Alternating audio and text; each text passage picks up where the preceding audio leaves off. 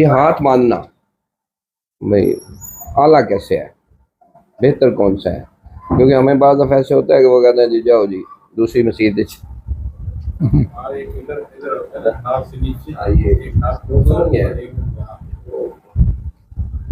अल्लामा हबीबुर रहमान जज़दानी साहब तकरीर कर रहे थे, बम धमाके में शहीद हुए। वो कहते हैं अब हाथ बांधने पे सारी सूरतों को लोगों ने इख्तियार कर लिया, फिर भी इत्मीनान नहीं है तो पीछे बांध लिया करो। तो कहते हैं और नहीं पीछे बांध लो, चलो एक रह गई चीज। तो हाँ, ये बात बस ये है कि देखें नबी सल्लल्लाहु अलैहि वसल्लम ने फरमाया कि जैसे मुझे नमाज पढ़ते देखा वैसे तो नमाज पढ़ लो। अब रसूल अकरम सल्लल्लाहु अलैहि वसल्लम को किसी ने 20 दिन देखा, किसी ने ज़िंदगी में एक ही बार देखा और चला गया, फिर वापस ही नहीं आया, किसी ने कुछ 6 महीने वहाँ गुजारे, कोर्स किया और चला गया। तो रसूल अकरम सल्लल्लाहु अलैहि वसल्लम को जिस सहाबी ने जैसे देखा वापस जाके वैसे किया और फिर उसको देखकर बाकियों ने वैसे कर दिया। इस तरह करके हमें ये तनव्वु नजर आता है हाथ बांधने के हवाले से भी। अब एक ने देखा होगा कि नबी अलैहिस्सलाम के बटन खुले हुए हैं और नमाज पढ़ रहे हैं, तो उन्होंने जाके कहा कि नमाज इसी तरह पढ़नी चाहिए, बटन खोल कर। अब्दुल्लाह इब्न मसूद रज़ी अल्लाह ताला अन्हु बूढ़े थे कूफा में, तो उन्होंने सारे कपड़े उतारे, सिर्फ एक कपड़ा बांधा और नमाज शुरू कर दी, बाकी कपड़े ढेर लगा दिया। लोगों ने कहा हजरत ये आप क्या कर रहे हैं? कह लगे तुम जाहिलों को बताने के लिए कि हम इस तरह भी नमाज पढ़ते रहे जब हमारे पास कपड़े ही नहीं था, कपड़े ही नहीं थे, एक एक चादर ही होती थी, उसी को लपेट वही हमारा तहबंद और वही हमारा बनियान होती थी। हालात कैसे भी आ सकते हैं अरशद साहब, आपके पेट में दर्द है तो आप हाथ कैसे रखेंगे? सीने पर रख लेंगे। सीने पे जलन है तो आप जी नहीं चाहेगा यहाँ बांधने को, आप नीचे कर लेंगे। ये जिस्मानी के मुझे तो ये महसूस होता है कि जैसे नबी सल्लल्लाहु अलैहि वसल्लम के साथ ये भी कोई मसला होगा। कैफियत वाली बात है जी, कैफियत वाली बात है। जिस तरह रब के हुजूर न्याजमंदी का अंदाज हो सकता है वो नबी अलैहि सलाम ने अपनाया, जिसने उसको जिस हाल में देखा आगे रवायत चालू पड़ी। हाँ, इसका कोई इश्यू नहीं है, नो इश्यू। जी जी जी जी, इसमें खुला रखें अपने आप को, खुला डुल्ला मान। रह गई बात के फजीलत, आपने फरमाया कि अफजल क्या है, तो देखिए अब किसी के नज़दीक कोई फजीलत है, जिसने अपने हबीब को जैसे देखा उसके नज़दीक तो अफजल वही होगा जी। अपने उस्ताद को जैसे देखा, जिससे इल्म हासिल किया, उस पर एतमाद किया, तो उसके नज़दीक तो अफजल वही है। इसलिए हम अपनी फजीलत और अपनी तरजीह को दूसरे पर लागू नहीं कर सकते हैं। अलबत्ता ये है कि नबी अलैहिस्सलाम से, आपके असहाब से, जो आपके शागिर्दों से वो किसी तरह साबित हो। अगर साबित नहीं है तो फिर इज्तिहाद होता है, फिर कोई उसके करीब तर, जो उसके खिलाफ ना पड़ता हो, कम अज़ कम उसके करीब तर जाके कोई अमल इख्तियार कर लिया जाए तो उसको किया जाए। जी, ये समझा कि अपनी तरफ से एहतमाम करके, अपनी तरफ से एहतमाम करके अल्लाह के दरबार में खजू खुशबू के साथ हाजिर। यही है, यही है, मैं यही चीज़ है बिल्कुल। क्योंकि कई बंदे मरीज हैं, चारपाई से उठ नहीं सकते, अभी मैं भी पढ़ सकते हैं। मैं कुर्सी पे नमाज पढ़ता हूँ तो सजदा किया मैंने यूं करके। अब एक साहब मुझे समझा रहे हैं कि नहीं यूं करके घुटनों पे करना चाहिए। मैंने कहा मेरे अब इससे झुका नहीं जाता है, आप बैठ कर इजाज़त क्यों दी? सहूलत के लिए। अब मुझे जिसमें सहूलत मैं इख्तियार करूंगा, वहां भी आप बांधे मुझे कि कुर्सी पर यूं करना है, तो ये मुझे फिर किस बात की सहूलत? तो असल है नीयत है, उसमें है कि नबी अलैहिस्सलाम ने फरमाया कि अगर आप लेट कर ही पढ़ सकते तो इशारे, आंखों के इशारे से ही पढ़ लो, वहाँ क्या सजदे को करेंगे? इशारा अगर चल रहा है तो वहाँ हाथ कहाँ बांधे हुए? हाँ, उंगली निकले का हाथ कहाँ बांधे? एक मेरी कैफियत ये थी कि मेरा हाथ भी नहीं हिलता था, पाँव भी नहीं हिलते थे, सिर्फ मेरी आंखें या जुबान हिलती। यानी 2007 में मेरी ये पोजीशन। हाँ, पढ़ लेते हैं। हाँ, ये ठीक जी जनाब। एक इमाम उनका नाम मुझे याद नहीं, लेकिन उनका कौल ये था कि मुझे जिस भी रसूलुल्लाह सल्लल्लाहु अलैहि वसल्लम के अमल के बारे में कोई इतला मिली, जैसे अभी नमाज के बारे में आपने बात की, हाथ बांधने के बाद की, तो उन्होंने कहा मैंने ज़िंदगी में एक दफ़ा वो अमल ज़रूर किया, यानी कि एक तो होता है ना कि जी एक में सिर्फ सारी ज़िंदगी सीने पे ही हाथ बांधे, जी जी किसी ने नीचे बांधे, लेकिन वो बताते थे कि मेरे लिए आसान था कि मैं बगैर जूतों के नमाज़ पढ़ता, जी जी लेकिन मैंने एक दफ़ा जूतों से भी नमाज़ पढ़ी कि ये भी सुन्नत है। सुन्नत बिल्कुल सही।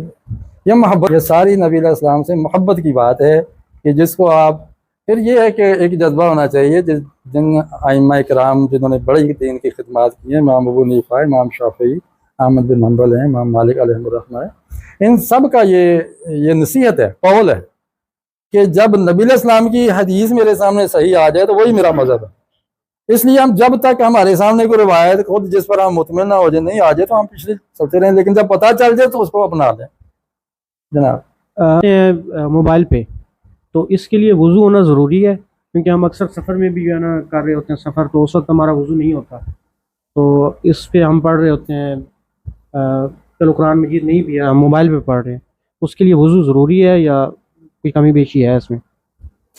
इस पे हारून आयत भी लिखी होती है कुरान मजीद पर, और आयत का हिस्सा है, और उससे उलमा मुराद ये भी लेते हैं कि इससे मुराद फरिश्ते हैं। और जो हदीस है ला यमस्सुहु इल्ला ताहिर, के इसको ना छुए सिवाय ताहिर के, तो ये भी एक हदीस है। तो इसमें एहतमाम तो ये होना चाहिए कि बावुज़ू हो, लेकिन अगर बंदे का बार बार वज़ू टूट रहा है या ऐसी कैफियत है कि वो वज़ू नहीं कर पाता है, तो क्या वो तिलावत छोड़ देगा? नहीं, आप छू सकते हैं। एक हदीस ये भी है कि मोमिन नापाक होता ही नहीं है,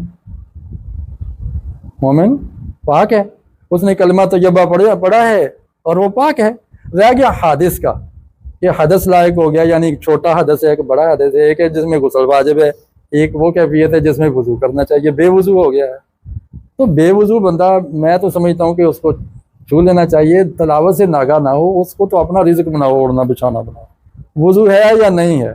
बाज़ औक़ात शैतान भी वसवसे डालता है ना जी, और वो दूर कुरान से करना चाहता है। यही वजह है कि घरों में यार हमारे तो कई लोग हैं उनके कपड़े पाक नहीं होते, नमाज क्यों नहीं पढ़ते जी, मेरे कपड़े ना पाक है। अच्छा, वो कुरान पर भी डस्ट जम जाती है गर्दों को बाहर, वो पाक हों तो उनको हाथ लगाएं, और मिट्टी ने उसको ढांप दिया। तो भाई जैसी तौफीक है पढ़ो, मोबाइल पे पढ़ो, वर्क है उस पे पढ़ो, वज़ू है पढ़ लो, नहीं है तब भी पढ़ लो, पढ़ना बेहतर है, पढ़ना बेहतर है ना पढ़ने से।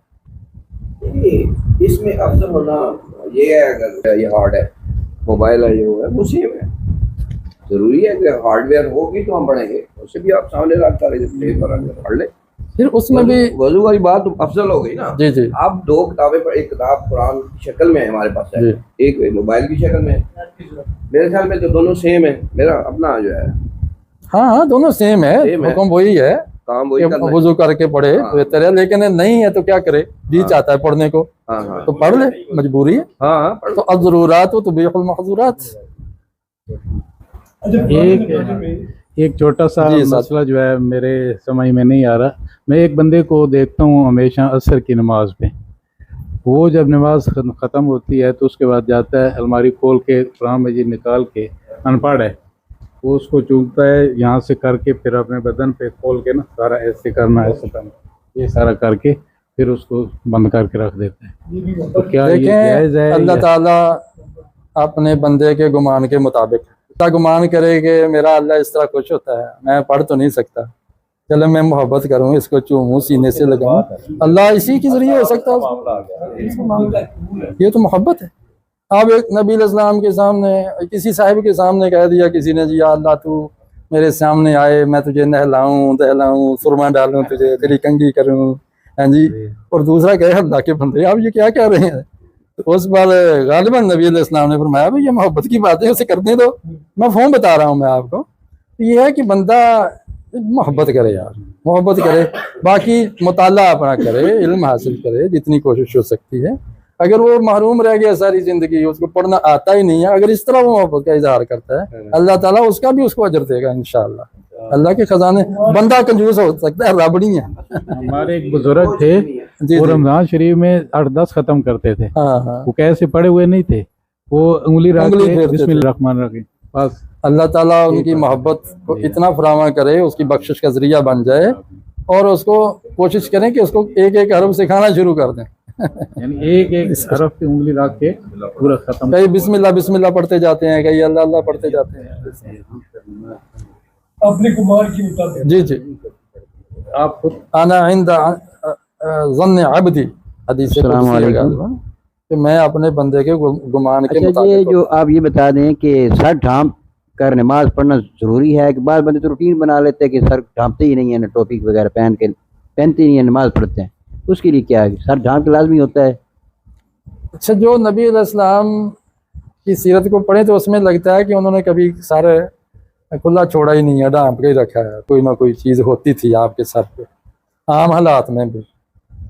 तो हमें आम नबी अलैहिस्सलाम से अगर मोहब्बत है, जितनी किसी की मोहब्बत होगी उसी तरह की वजह कता बनाने की कोशिश करेगा वो।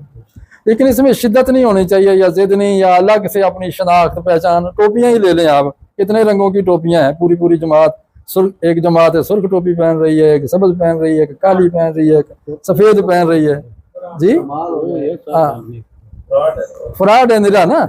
इसमें यह है कि आम तौर पे तो देखें बरकत इसी में है, और इस पर हमने तजर्बा भी किया है कि आपका सर ढका होगा तो आप कई आफतों से बच जाएंगे, चोट से बच जाएंगे। अचानक आप गाड़ी पे सवार हो रहे हैं, कहीं सर लग गया, चोट से बच जाएंगे। तो टोपी का तो आम भी बड़ा फ़ायदा है, इसको हमें अपने कल्चर का हिस्सा बनाना चाहिए। तो इसमें दुआए कनूत के बारे में एक पूछना था जी। जैसे अल्लाह मेना नस्तईन से सीखे भी यही है, एक और दुआ है जो आप कहते हैं हम वो पढ़ाएंगे कल इंशाल्लाह सिखाऊंगा, जी, वो कल सिखाऊंगा, सवाल करेंगे फिर सवाल होगा। अच्छा, ये भी थोड़ा उसी के रेलेवेंट क्वेश्चन इन्होंने जो किया है, जनाब जो हम तस्बीह पकड़ते हैं हाथ में, क्या ये जायज़ है? असल में ये मुख्तलिफ तदाबीर हैं अल्लाह को याद करने की। अगर उंगलियों पर, तो यही है कि उंगलियों पे करे, उस वक्त ये तस्बीह वगैरह नहीं होगी, ठीक है। तो ये जायज़ है, तस्बीह आप कर सकते हैं, हाथ में पकड़ आप पकड़ लें। उसमें एक कोई ये दिखावा तो होगा अल्लाह और उसके बंदे के दरमियान दिखावे का मामला, ठीक है। वगरना आप देखेंगे कि जिसके हाथ में तस्बीह है ना, वो ज्यादा अल्लाह को याद कर देता है, उसको याद आ जाता है कि अच्छा मुझे मेरे हाथ में तस्बीह है।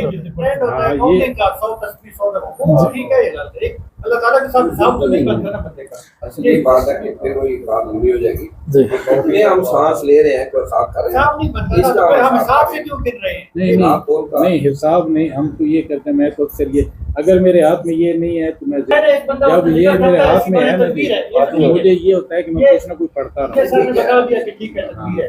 किसी आदमी के काम में ज्यादा तो बड़ी बड़ी है। एक है ना, वो 100 तस्बीह फलाने 100 तस्बीह गिनती, फिर वो धागा आगे निकाला उसका, वो एक गिना, अल्लाह ताला के साथ निकालते हैं, वो ठीक है यार। देखिए, जहाँ तक हिसाब किताब या चीज़ों की बात है, मैं इस पर बात कर दूँ। एक शेर मैंने बचपन में पढ़ा था खुशखती की किताब में, तो वो बड़ा मज़ा भी उसने दिया, लेकिन उसने इत्मीनान कोई नहीं दिया कि मुफ्त का जाहिदों ने इल्ज़ाम लिया, तस्बीह के दानों से अबस काम लिया। ये नाम वो है जिसे बेगिनती लें, क्या लुत्फ जो गिन गिन की तरह नाम लिया। तो बाकी रह गया गिनना। ये तो है एक, और ये भी मोहब्बत की बात है, उसने इजहार कर दिया। गिनती जितनी भी इबादात हैं, इस्लामी इबादात, 1/3 तो गिनती है। 1/3 इबादत में गिनती है। चाहे वो ज़कात देनी है तो गिनती है, हाजी करना है तो गिनती है, नमाजें रकातें पढ़नी है गिनती है, तस्बीहात करनी है तो गिनती है, तज़कीर जो सुभान अल्लाह अल्हम्दुलिल्लाह कहना है गिनती है, 100 बार करना है, 150 बार करना है, 99 बार करना गिनती है। इसलिए गिनती से नफरत नहीं है, लेकिन ये मैं समझता हूँ कि एक कम अज़ कम, ये तो कम अज़ कम है कि इतना कर लो, बाकी हाथ तो कोई नहीं है। कम अज़ कम ये है कि इतना तो आप करें ना। और इससे चूंकि ये जो नंबरिंग होती है ना, इसका बड़ा जादू होता है।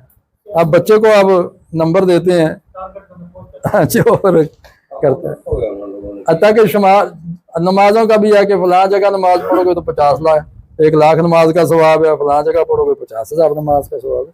ये लाख और हज़ार और ये क्या है, गिनतियां हैं। इसलिए गिनती कोई ऐब नहीं है, ये तो कम से कम एक फार्मूला है। वगरना अल्लाह ताला का नाम तो ये है कि हर वक्त ज़ुबान रब के जिक्र से तर रहे। और ये जो हम दुआएं हैं पढ़ते हैं, ये जो हम चलते फिरते दुआएं करते हैं, हर चीज़ की एक दुआ है, ये भी एक जिक्र है, वो भी करें। मेरा इसमें था एक शेयर करना चाह रहा था ये काउंटिंग के लिहाज से ना, तो ये बाकायदा ये सर भी इसको शायद वेरीफाई करें कि ये बाकायदा रिसर्च है कि जो मिनिमम हद अगर आप तय बता देते हैं ना कि कम से कम हद ये, तो उसमें होता यह है कि मिनिमम हद तक बंदा पहुंच के फिर उसके अगले की स्टेप की करता है। अगर आप मिनिमम ही नहीं बताएंगे ना, कहेंगे बेहिसाब करना है, तो आप हिसाब लगा लें, आप दिन में 100 भी नहीं पढ़ेंगे, नहीं, आपने 100 पढ़ा, गाफिल हो जाता है बंदा। गाफिल हो। हाँ। मुझे खुद तजर्बा कई दफा, तस्बीह छोड़ी है तो इतना जिक्र नहीं होता। मेरी जेब में तस्बीह होगी, अब करता रहूंगा तो वो चले, वो याद कराएगी, वो तज़किरा है ना जी।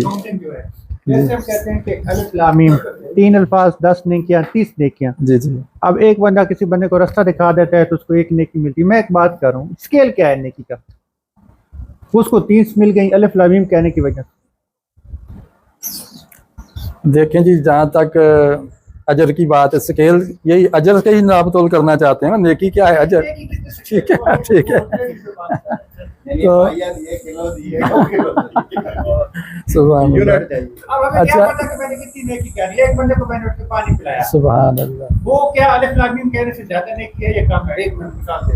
हजरत अब्दुल्लाह इब्न अब्बास थे गालिबन रज़ी अल्लाह ताला अन्हु, इत्काफ पे बैठे हुए थे। एक साहिल आ गया, जी मेरी फलां बंदे के साथ मसला है, वो मेरे पैसे नहीं दे रहा, तो आप उठे मेरी सिफारिश करा के आप मेरे साथ चलें। वो अपने मोतकब से निकले और उसकी जाके सिफारिश की, पैसे दिलवा दिए। वापस आए तो मोतकबीन ने कहा जनाब आपकी इत्काफ किधर गई? तो आप मस्जिद से निकल के इत्काफ टूट गई। कहते हैं इत्काफ में बैठने से डबल सवाब इस काम में था जो मैं करने गया था। ये मफ़हूम बता रहा हूँ कि अगर एतकाफ करना एक उम्रे का सवाब है, तो वो जो मदद करने में निकला हूँ ना बंदगाने खुदा की खिदमत खलक, उसमें 2 उम्रों का सवाब है। इसी तरह हाँ, ये है कि उस मौका महल तरजीह के हिसाब से है। लो जी वाइंड अप करते हैं, बाकी इंशाल्लाह जन्नत में कर लेंगे बातें। तो सुब्हानक अल्लाहुम्मा व बिहम्दिका व नशहदु अल्ला इलाहा इल्ला अंता नस्तगफिरुका व सूरह असर भी पढ़ लें।